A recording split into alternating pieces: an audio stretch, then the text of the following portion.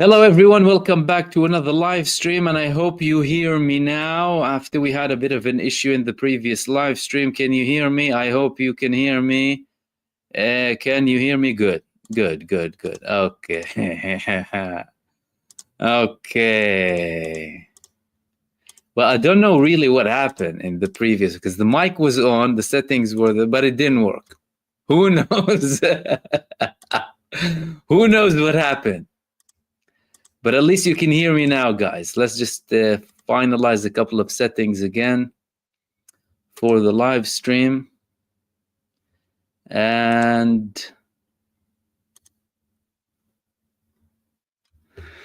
okay. Welcome back, guys. Thank you so much for tuning in for another live stream. Now that the mic is working again, let's hit the mic. Mic is working. Okay. Welcome back, guys. Thank you so much for tuning in. And again, apologies for that previous technical glitch or whatever that was. And let's begin with this live stream. A lot to talk about. A lot happened in the past 3 days, really, with the Samud flotilla, Trump's offer, the developments that are happening in Yemen, alongside the looming threat of war against Iran too. But we have a semi-official confirmation now from the Palestinian resistance that this deal, this surrender deal that Donald Trump, aka Benjamin Netanyahu, proposed has been rejected. The Palestinian side did not officially confirm this, but we have semi-official reports that it isn't going to happen. They're not going to accept this deal. I'm going to tell you what is likely to happen, what kind of formula they might come up with. They might say, we accept 1, 2, 3, 4, but these are out of the question, for example. And what can happen on that front, especially now that they are backed and supported by the Arab and Muslim states that were participating with Donald Trump in that meeting before Benjamin Netanyahu came with Ron Dermer and started to make these amendments that Donald Trump submitted to, as usual. Now they're officially saying that. Egypt is saying that. Pakistan is saying that. Axis already confirmed that Turkey, Saudi Arabia, Egypt, and all of them were furious with these amendments of Donald Trump alongside Qatar, and the Qatari prime minister already said that things need to be looked into, clearly confirming that this isn't the published report. They said that this wasn't the published report. And Israel and the United States came up with a very, very dirty stunt that was successful to a large extent with many people. Everyone bought it. They had this published peace plan with the Board of Peace, led by none other than Donald Trump and Tony Blair, right? But that's not what they accepted. However, in that stunt that they made, the pre-issued, pre-written confirmation or support for Donald Trump's efforts, not the document itself, did not even speak about endorsing the document. But many people took it as an acceptance of the document. It wasn't acceptance of the document. It included things that Donald Trump himself in that peace plan went totally in the opposite direction with it, especially with his statement understanding that he understands Benjamin Netanyahu's refusal to have a Palestinian state. We'll get to all of that. And the developments with Yemen. Yemen is now imposing a new blockade on the United States. They had a ceasefire. Does that mean the United States is going to be back against Yemen? What's going to happen on that front? The looming threat with Iran too. And what's expected after all of this? Benjamin Netanyahu, of course, hoped to shift the attention. You need to be always aware of that, blame shifting and attention shifting too, right? Now they wanted to isolate us. Now we're isolated them. He's back in the same garbage kind of isolation now.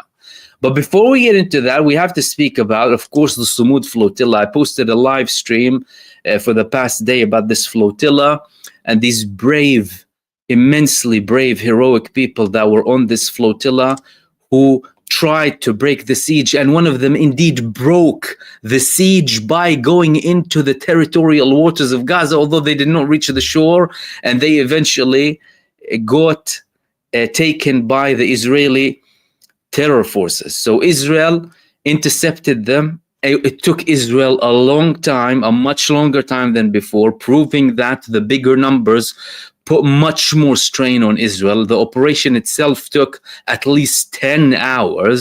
And if we're talking about 50 now, or just 45 or so, imagine what 500 would do. Imagine what 1,000 would do. Imagine what 2,000 would do. And we're hearing talks about already preparations to have a new flotillas as well. So what happened? Israel, of course, intercepted most of them. One of them is still sailing. Israel said that if they do arrive, that we will, Marinette is still sailing. If they do arrive, we will get rid of them or, intercept them. All of these were intercepted or assumed intercepted, of course, by the flotilla campaign because they didn't have a confirmation, but that's most likely the case. Israel confirmed. Mikeno or Albiri, they actually went through. Look where they reached. They were just off the shores of the Gaza Strip. If they continued a little bit longer, they would have reached. Imagine how amazing that would be. So, of course, these people, I mean, they are the pinnacle of humanity, these people. And although they didn't reach this effort, these people are to be saluted. They are the heroes of our days, going out of their comfort zones, trying to deliver baby powder to starving infants and babies in Gaza, and something for the people going through a genocide, which is what governments and countries and bigger organizations should have enforced to go into the Gaza Strip against this country committing war crimes, this depraved entity committing the most barbaric crimes against the civilian population inside of the Gaza Strip. So they did that, and next time they will be succeeding. If they reach this far, Israel has limited capacity to deal with all of them. And clearly, that's why it took them a lot of time. Otherwise, it would have taken them much less time than before. Now, imagine 500 boats go to the Gaza Strip. I'll keep the chat open just so I can see if someone tells me you have another mic problem. What are they going to do? What are they going to do? Of course, the flotilla was neglected by these navies that were supporting initially, like Spain. Italy, of course, neglected way back. As a matter of fact, they tried to sabotage them, told them, no, don't go, don't this, don't that. Turkey disappeared too. Greece, they said, only in their territorial waters. And the only thing they came up with is statements afterwards. They basically left people to go and potentially face death. These people put their lives on the line. Why did you leave them? You're talking about people from over 44 countries. Europe, Africa, America, Asia, Australia, or everywhere.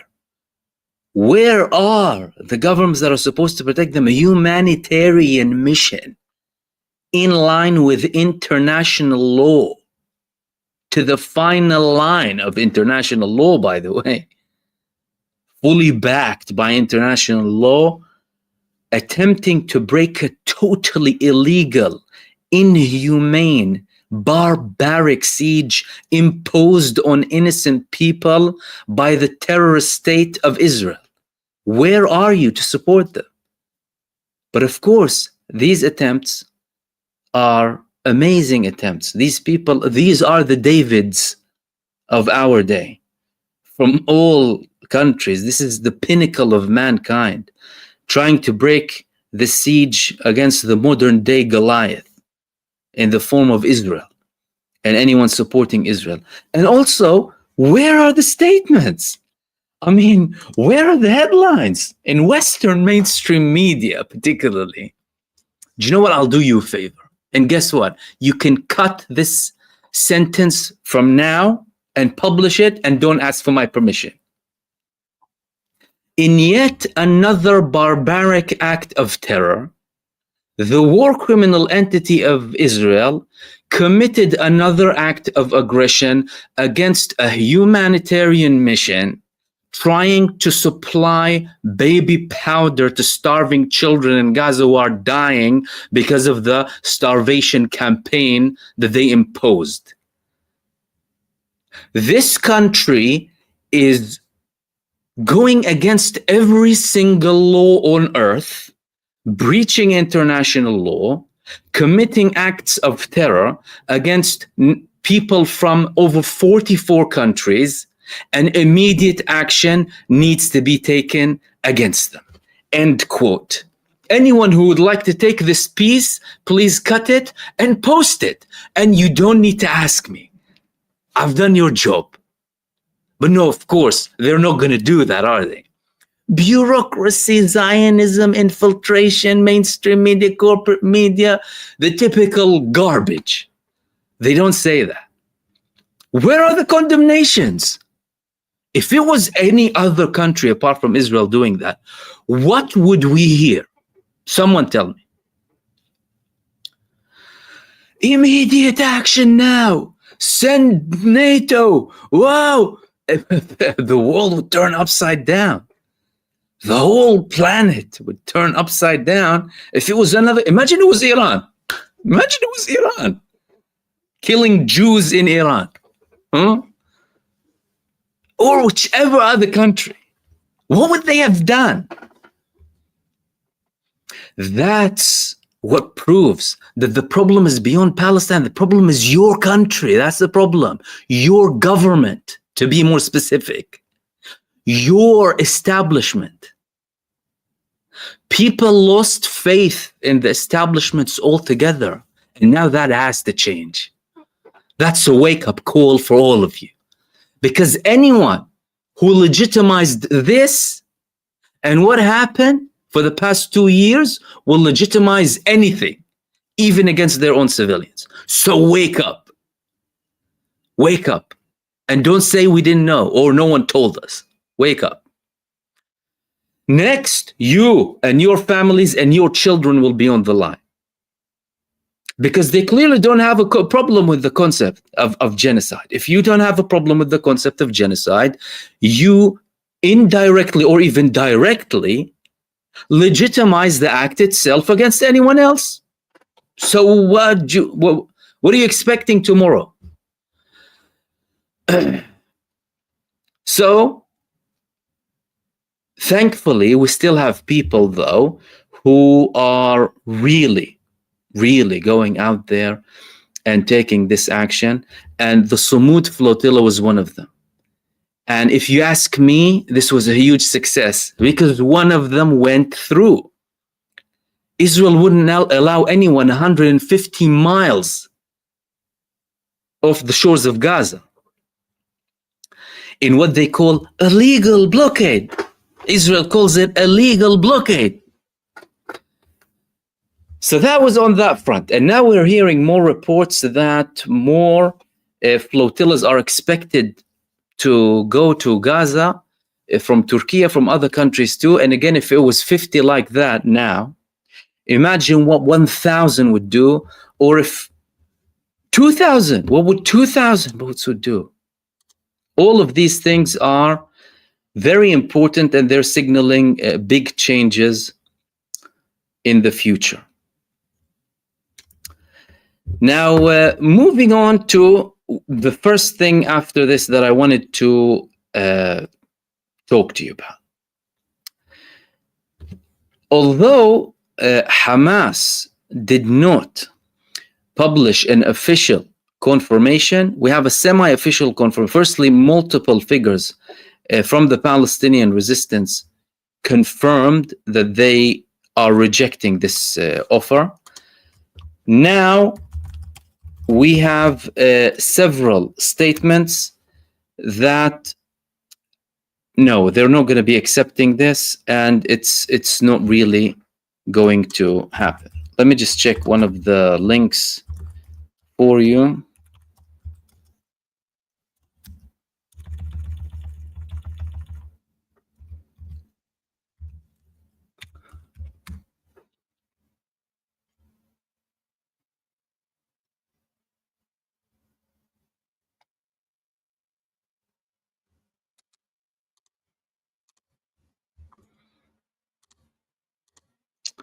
Okay, so there were multiple reports in various media outlets confirming that this has been rejected by the Palestinian side. This here was one of them. Hamas is rejecting this offer. Hamas rejects disarmament and considers international force a new form of occupation. Again, the official figures of the political bureau of Hamas did not really say that much. Some of them did. Some of them mentioned that some of the elements would be outright rejected. These reports are based on some of the statements and some of the resistance figures inside of the Gaza Strip, because of course it's not to do with Hamas, by the way. This, what Trump is proposing, is to do with all of the Palestinian people, by the way. No one has the authority to go ahead and accept something like that. The selling of Palestine and historical and contemporary rights, like what the PLO did in 1993 in the Oslo Accords. You don't have the right to do that. You need consensus to do that. You don't have a right to give up certain conditions. And what Trump and Israel want is a complete surrender and the elimination of the Palestinian case once and for all. Netanyahu was boasting shortly after, and he was saying that I didn't confirm to, we reject the Palestinian state. Even Trump showed his understanding, and we're going to continue to be in Gaza. What do you want more than that? He was boasting to the Israeli public. And we're going to remain in Gaza, IDF. What do you want more than that? He said. Imagine. So very shortly after, not only that the Palestinian resistance is rejecting this surrender, hideous deal that Netanyahu, aka Trump, came up with the new Board of Peace, right? Board of Peace led by war criminals and genocide enablers and supporters. We had more clarifications from some of the Arab and Muslim states who were participating in that meeting with Donald Trump, who initially said that, yeah, we welcome the efforts. It looks like certain things are going to come out of this. What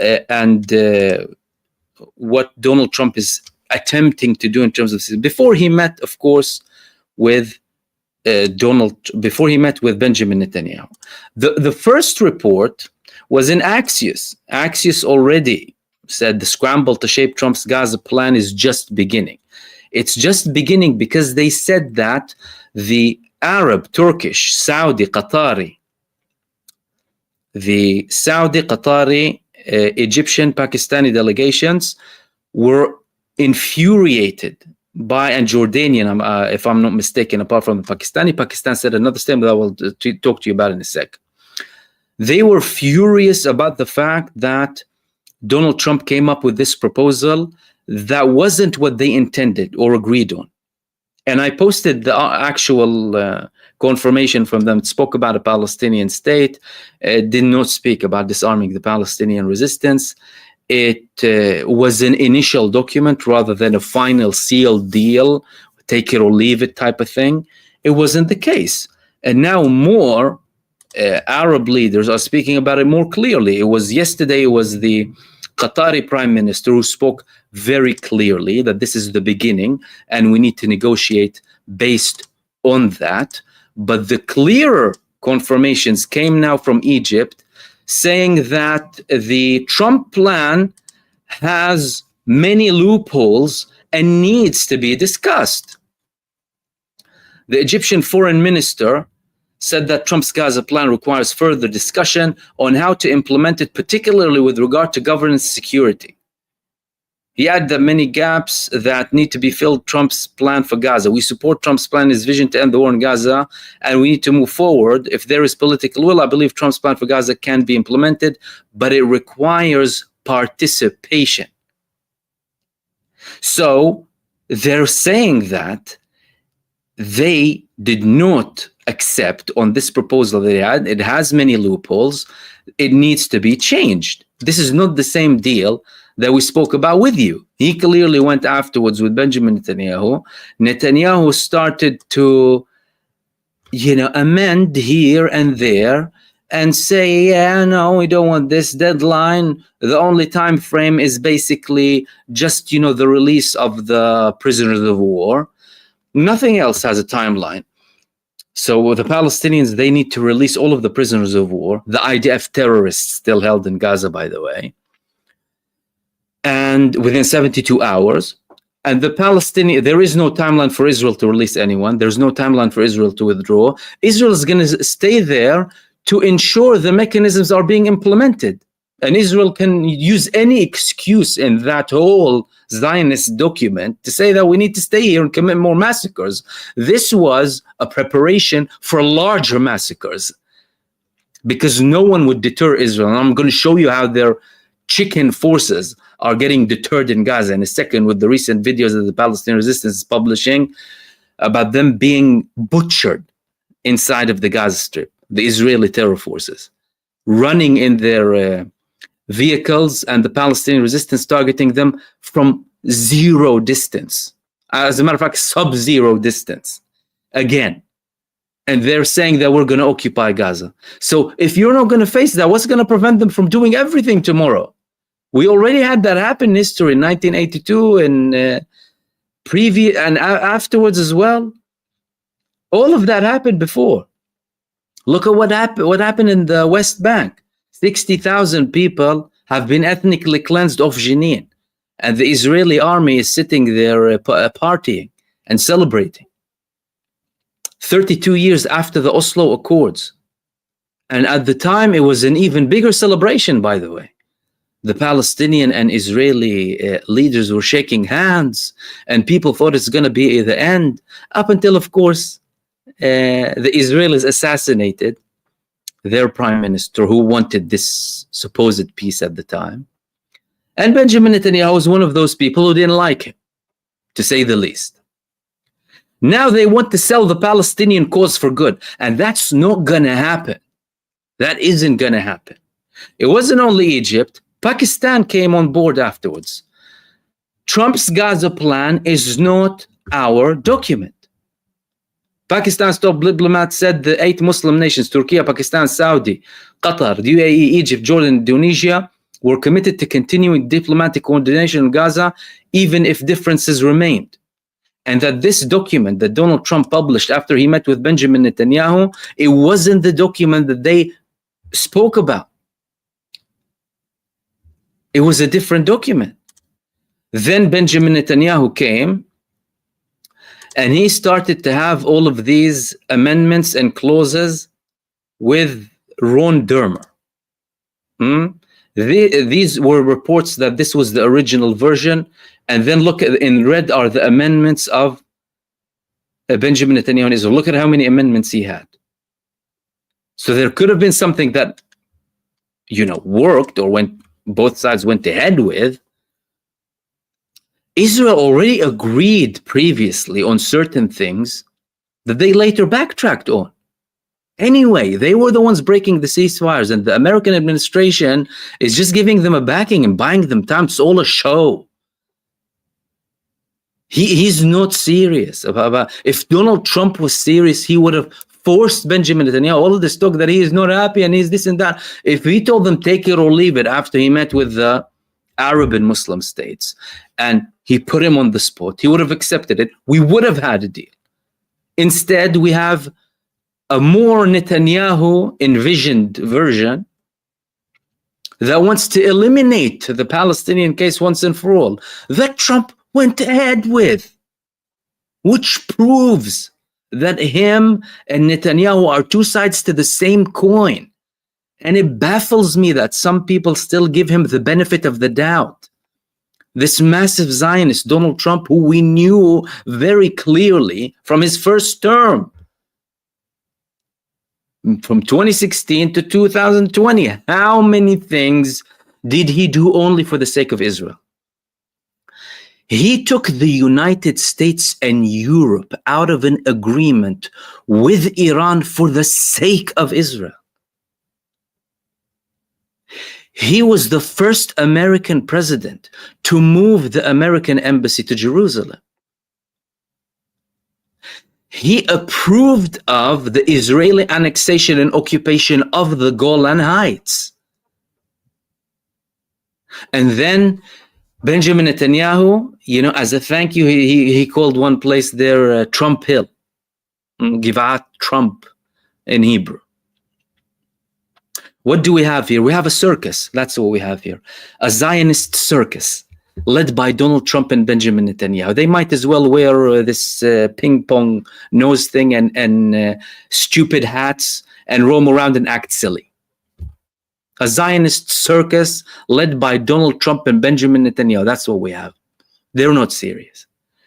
And despite the fact that this psychological warfare stunt that they came up with to fool many people, and they have, to show as if everyone is against Hamas now, or everyone is against, the Palestinians, and they need to accept it, and everyone was hurrying and rushing to assume all sorts.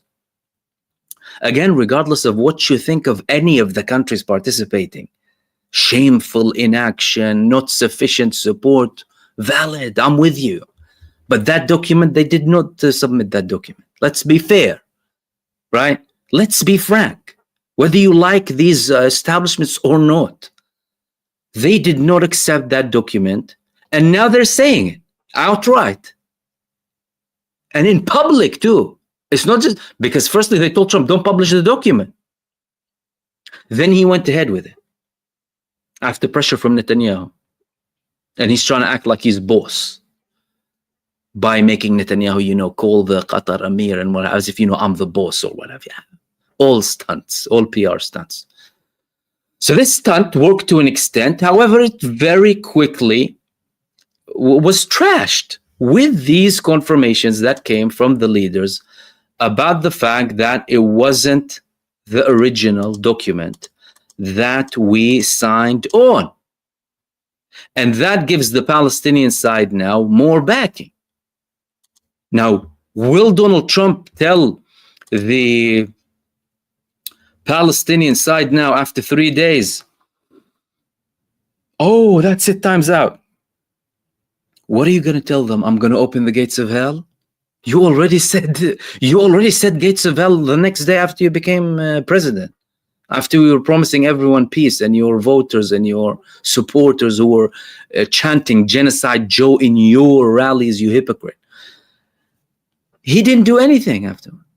Oh, what hell? You're already showing them hell for the past 2 years. What kind of hell? What hell? Israel killing more? They kill people every day anyway.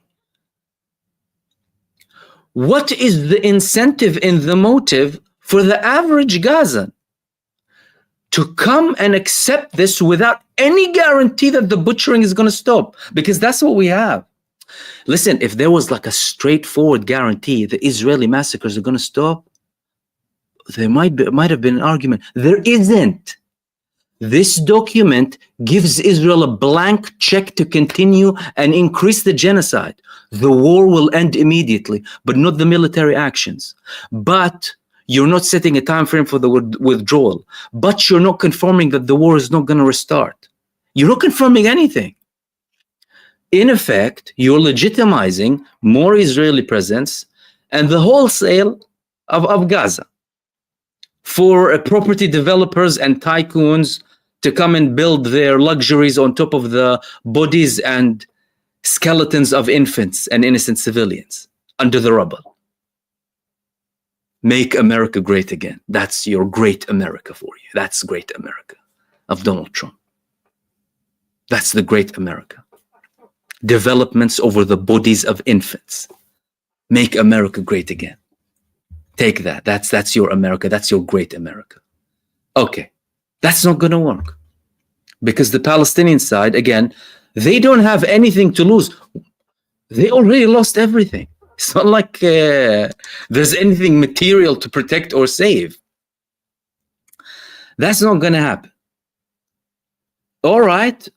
Apart from that, what are the Palestinian? What is the Palestinian resistance doing? The Palestinian resistance is blasting the genocide state with more missiles, medium to long range missiles. 5 rockets from the northern Gaza Strip towards Ashdod. Do you know what that means? Do you know what that? Can you comprehend that? Just that article, that title. North Gaza, an area that they were supposedly done with 1 year and 8 months ago. And then they were saying, oh, we need to go to Rafah and finish the job. 5 missiles from there. Not small, big missiles compared to the level of the Palestinian resistance arsenal. Launching them from destroyed places. Tell me anyone on earth can beat that resistance. No one can beat that resistance. It's unbeatable. Even if you bring the global armies of the world combined, they will never be defeated. Because they created a resilient, faithful individual before they resisted them. Plus, they faced Israel for 77 years. And no one faced misery and problems and killings and massacres like the people of Gaza. No one did. That's why they know them very well. And they're still conducting these attacks now. Now imagine what Israel can tell its population after these attacks. Oh, 2 years on and after several thousand, yeah, they can still launch rockets. Yeah, it's fine, but we're almost done. But we're going to make Gaza never pose a threat again. This is where the equation changes. They're instilling it and making the blind see that these people are not going to be giving up until they get their rights. The red lines, if they're crossed, there's not going to be no ceasefire. And we're back to the same circle, Benjamin Netanyahu, after he was hoping that, oh, now the Palestinian side or the Hamas is isolated or what have you. Yeah, that didn't last very long. Tough luck. Try false flags. You can set up whatever rubbish you want to do all across the world. It isn't going to work. It isn't going to work. Pay $7,000 a post for your influencers with inflated lips or whatever it is. It isn't going to work. It is not going to work. Have you heard of that, by the way? People speaking about Charlie Kirk, who Israel killed, by the way, who was a Zionist. When he sent a letter to Benjamin Netanyahu, suggesting how we can improve Israel's image across the world. And one of them was, social media projects and what have you. And now we have confirmation, Esther Project. $7,000 a post for influencers. $7,000 a post, deep pockets. Talk about money and the Zionist lobby and controlling banks and, they used to call these conspiracy theories. Revisit everything that's called conspiracy theory in your history. Conspiracy fact. You know what's the theory? The pseudo-reality that they've been feeding your brains for the past several decades. The propaganda. The propaganda. Now, $7,000 a post. And now the people are seeing these people, who are they? And they're boycotting them. Oh, how can we improve Israel's image? Well, how about stop butchering infants? Easy. Shows you how much they spend. And Netanyahu is not revealing the amounts, by the way. Do you know how much they spend? These people? Billions upon billions, if not hundreds of billions. I mean, the number can reach trillions. And probably most of it is from the United States anyway. Because they print money, who cares? They'll print money, they'll send it to their masters, who they worship and kneel down to and kiss, and not going to continue. And they do whatever they want. And look at what Israel, how desperate they are, by the way. Israel is offering clans or, certain big families in Gaza, undermine Hamas, I will let you govern Gaza. You can stay in your homes if you do agree and collaborate with us, become traitors, basically. They're telling them no. and they leave. Israel strikes their homes. That's called desperation. Desperate measures of a collapsing entity. And these people, they have families, children. Like they destroyed the other buildings, they're destroying their buildings now. But it shows you how many cards they ran out of. They ran out of all of these cards. The only card that they're playing with now is Donald Trump, by the way. The biggest card in the hand of Netanyahu is Donald Trump, who still buys them time, sends them money, falls into their trap, or coordinates everything with them, and pretends to be this 5D master, chess, whatever it is. And he's using him completely, Benjamin Netanyahu. Through the Epstein files, through something else, I don't know. He's using him, though, completely. And if some of you still have like any sort of affiliation with Trump, please, really, please, spare yourselves. This desperation. These are desperate offers, by the way.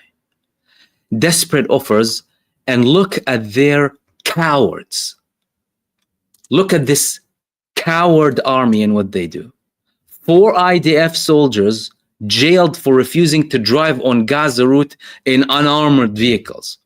According to the soldiers, they had been ordered to drive along a high-risk route linked with buildings that the army had not yet demolished. Missions like this are done either in a tank, armored vehicle, or at night, one of the soldiers said. We don't want to go.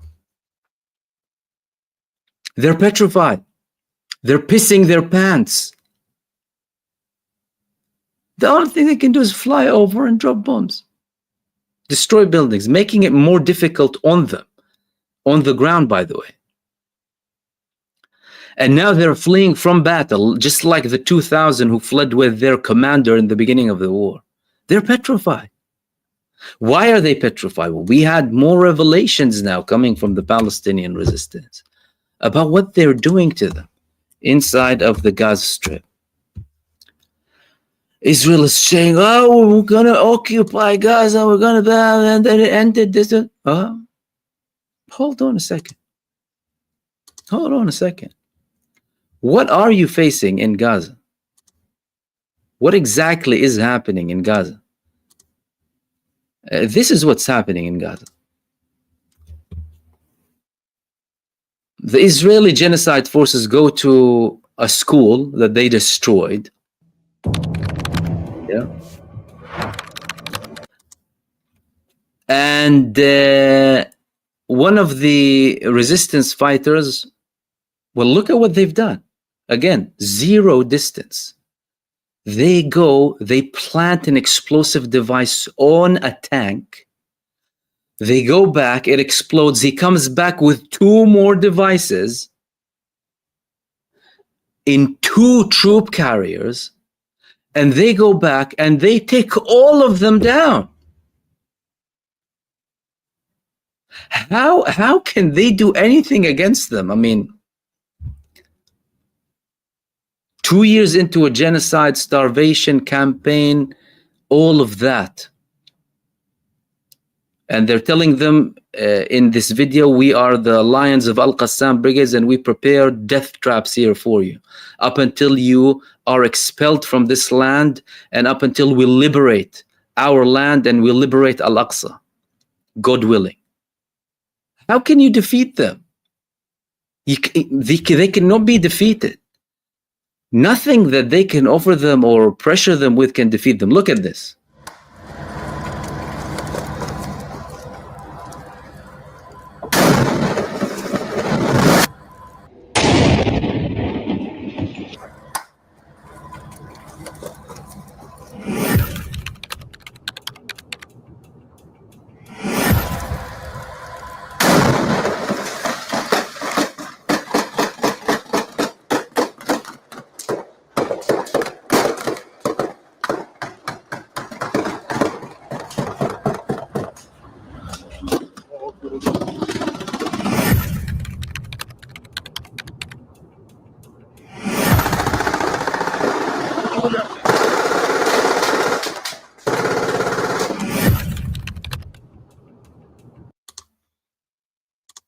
And then the helicopters come and take the killed and wounded from these two troop carriers.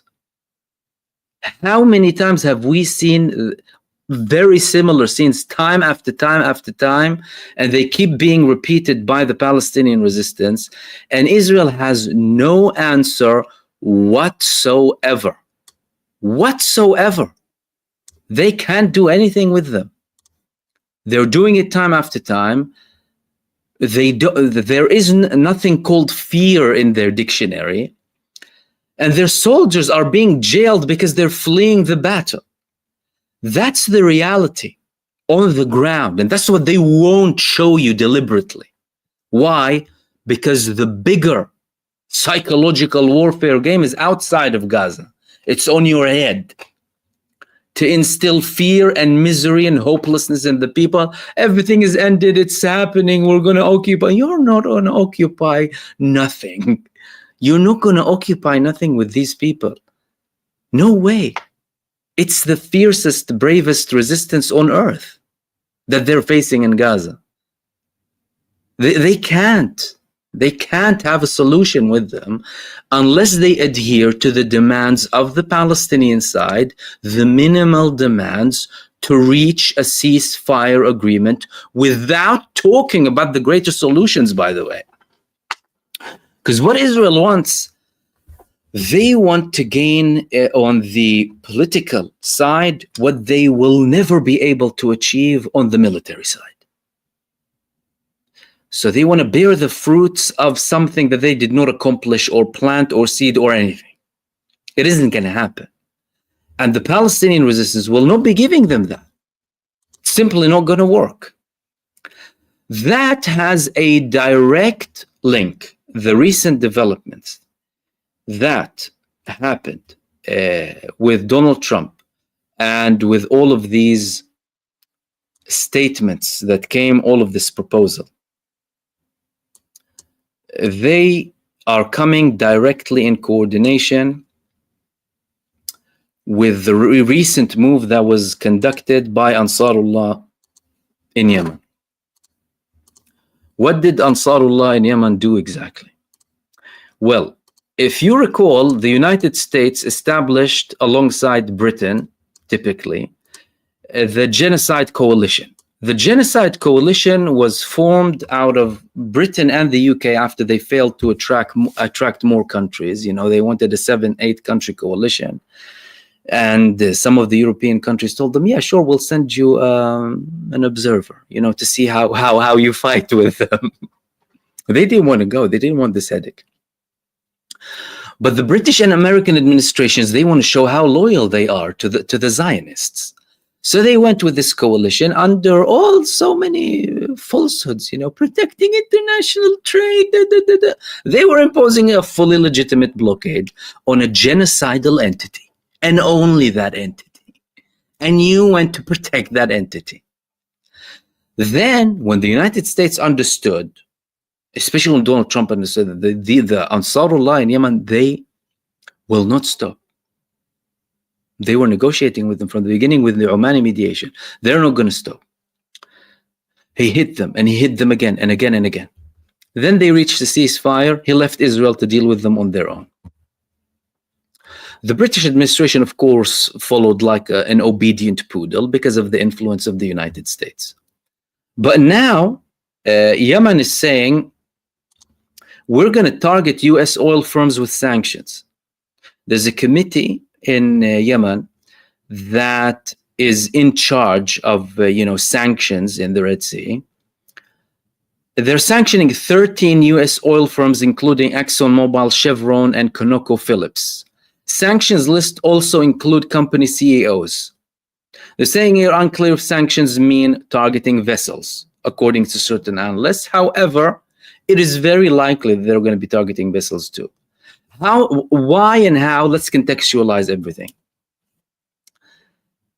One day after the peace deal of Donald Trump, the surrender deal, and simultaneously with dangerous moves coming from the United States in what appears to be a preparation to strike Iran again with certain tankers and aircraft moving to Europe, similar to what happened before that attack, reaching peak tensions with Iran now. And Donald Trump potentially having this peace, great peace, as a cover-up, you know, to tell everyone, oh, look, we're almost going to have a deal and what have you. Yemen comes and does that. Now, that doesn't mean that Yemen works for anyone, by the way. Yemen, Ansarullah in Yemen in particular, by the way, not the other corrupt government backed by the Saudi establishment, and that they conducted a war against the Yemeni people with their mercenaries. No, we're talking about Ansarullah in Yemen, the only real open front 24/7 regardless. No negotiation, no talking. So long as the genocide continues and the siege is not lifted, we're going to continuously attack you. They have their own will, but they consider developments. Well, the first development is, well, they feel like there is mounting pressure potentially on the Palestinian resistance because they're subject to the pressure, the Palestinian resistance first and foremost. And then the free people of the world, everyone who supports the rights of the Palestinian people. They said we need to make this move to show that we are here as a solid front for them. Like when they escalated their attacks on Israel before the previous ceasefire and confirmed that this move is coming to support the Palestinian negotiator so that they can reach a good deal.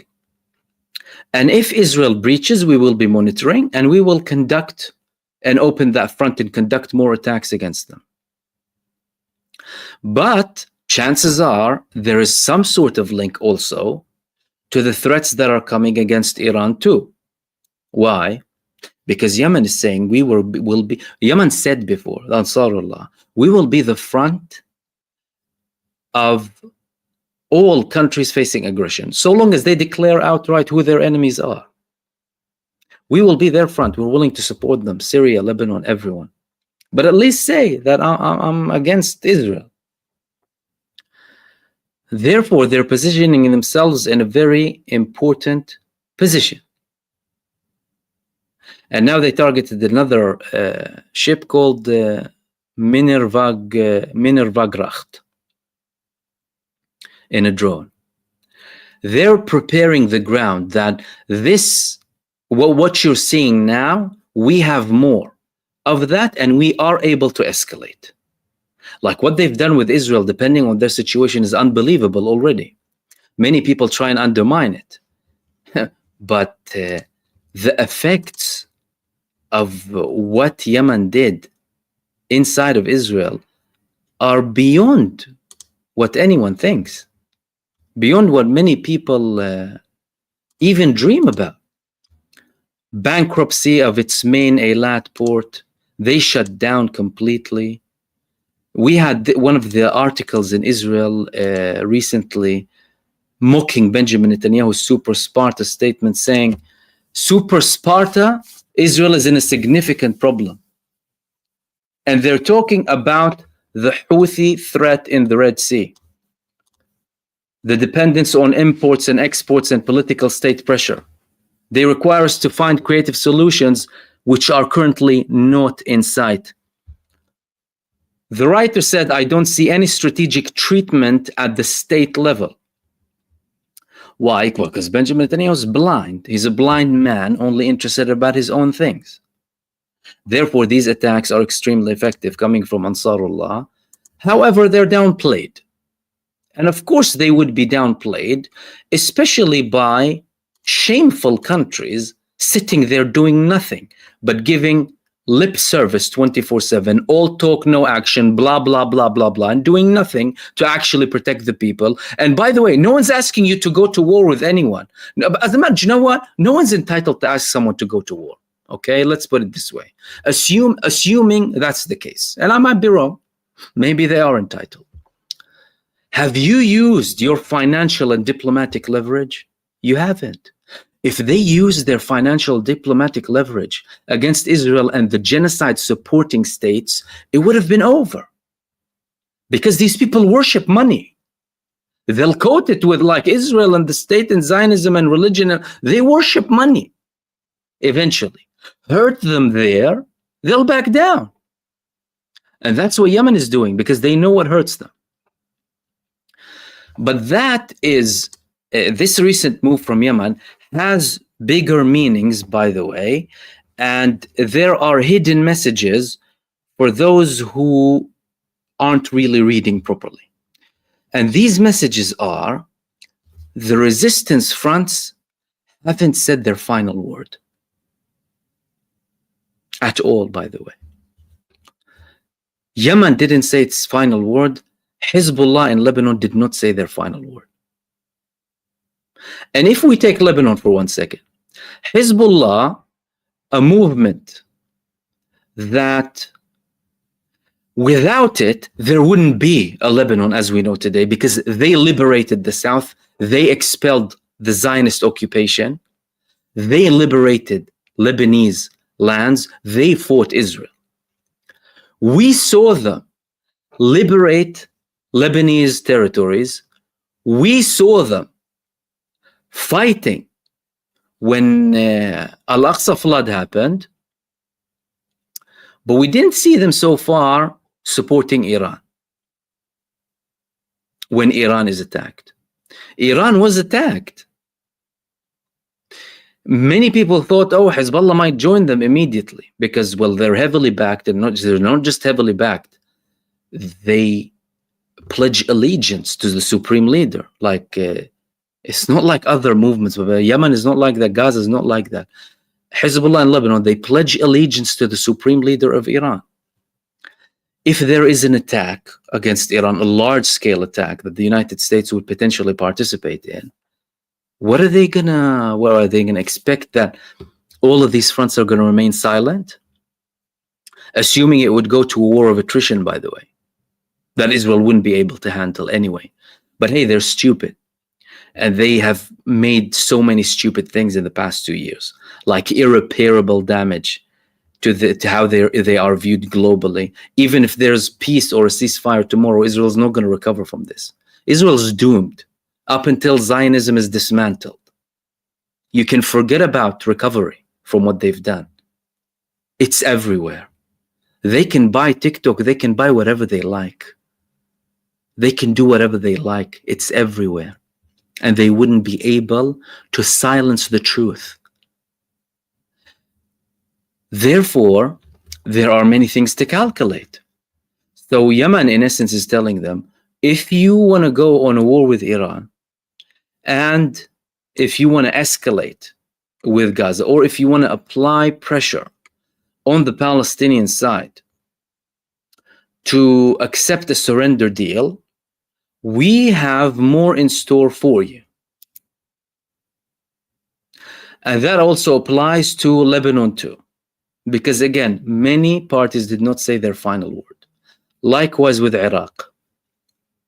They had a certain deal, but there are talks now with Iran and the Iraqi officials to not allow any sort of Israeli use of its airspace in an attack against Iran. Like Israel, because there's America has a lot of influence there, still have a huge base there. And they allow Israel to conduct attacks from there. And they want, and that's one of the reasons that all of the supposed deal, security deal with Syria is being delayed. They want a free movement all across of Syria, so they can attack Iran whenever they want and occupy lands and what have you. With Iraq, however, they are using the airspace with the blessing and support of the United States because they still have influence there. Iran is talking to them, telling them that you can't allow the airspace to be used, and they're working on certain mechanisms so they don't allow it. From an Israeli perspective and from an American perspective too, all of these developments that Iran is having in the region mean that there might be certain restrictions and changes in the future. What does that mean? Well, that means to them, i.e. Israel and the United States, the biggest window of opportunity is now. Why? There haven't been the developments that Iran wanted on a regional scale yet. However, they're getting more fighter jets now. They're getting more technology. More shipments are coming from China and Russia. Reports from North Korea too. They're strategically in peak readiness. And if they leave it for too long, it's going to be a problem. And by the way, from an Iranian perspective, we know how Iran plays. Iran plays waiting for them to attack them. So no one can have any sort of argument. Although Israel and the United States show no regard whatsoever to anything called international law. They mock it. They created it to control other nations. But for some reason, Iran still abides by that. As in, if you attack us, we will attack you. And under clause 52 of the UN Charter, we have the right to attack you back, and no one can talk to us. Which was when Iran attacked Israel, by the way. When IRGC figures were attacked in Syria, and when Israel had an assassination in Tehran, and then when Israel attacked Iran. So they could be waiting for that. But there's one thing that is changing recently. The senior military advisor to the supreme leader, he said that the best form of defense is attack. And to defend ourselves very well, we need to attack. More calls now also as well in Iran to conduct a preemptive strike because they know it's coming. And if they're not going to conduct that attack against Israel, it's only a matter of time. Because remember, when initially, firstly, no one was expecting Iran to respond to Israel's attack, by the way. Then they shook the whole world with this surprise attack against Israel, the biggest drone and missile attack in history at the time, in April 2024. Then there was the assassination. Several months passed, so people would start to say, oh, no, it's going to happen. It's not going to happen. Several months, look how long it's taking them. What are you doing? What are you waiting for? Da, da, da, da, da, da. And then it happened again. Now we are in the same situation. The situation of the point between that next attack. Both Netanyahu and the United States consider Iran to be the head of the snake. Tom Barak said that. As a matter of fact, Tom Barak said, yeah, we actually armed the Lebanese army to fight Lebanon, to fight Lebanese movements, not to fight Israel. We're not going to arm to fight Israel. But they are our enemy, and Iran is our enemy, too. But then again, he's saying, oh, they don't have an incentive to disarm because Israel is attacking everyone. So what did that tell us, really? Well, that tells us that there are peak tensions happening here. Firstly, they're having this stunt of the supposed peace deal. That's nothing but a surrender, wholesale of Palestine deal inside of Gaza. Massive stunt. It was effective to a large extent, you have to say. And having this smoke screen of political progress when really and truly they're only planning to conduct more attacks and escalate their attacks in the region. And these were the main things that I wanted to share with you in this live stream. Everyone, thank you so much for tuning in. Thank you for everyone who participated in the chat. Everyone who sent supers, Faint, Michael, and ABC. I'll hopefully have different segments for you in the next 24 hours. Tomorrow I'll either have a live stream or a video as well. Stay blessed, everyone. Again, thank you so much. Take care, and I will see you soon in the next video. Peace, everyone. Salam.